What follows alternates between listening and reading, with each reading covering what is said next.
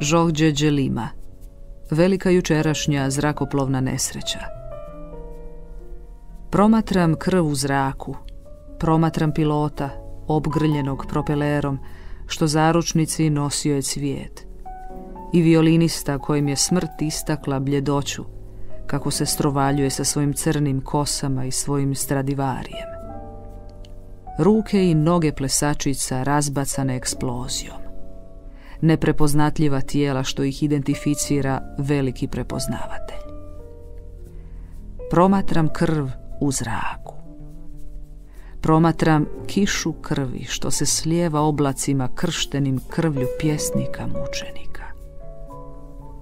Promatram preljepu plivačicu u njezinu posljednjem skoku kupača, još bržem jer je lišen života.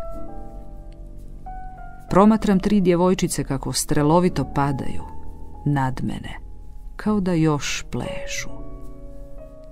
Promatram i umobolnu ženu gdje grli buket ruža, misleći da su padobrani, i primadonu s dugim skutom osutim zlatnim listićima što šaraju nebo poput komete.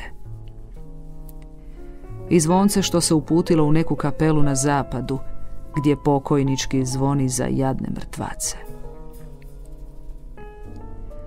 Pretpostavljam da djevojka usnula u kabini još uvijek sniva, tako spokojna i nesvjesna svega što se događa. O, prijatelji, uzeti putuje najvećom brzinom. Putuje poput padajuće zvijezde, ratuje nogama vjetra. Krv kiši nad oblacima Božjim. A kratkovidni pjesnici misle da je to rumeni odsjaj zalazećeg sunca.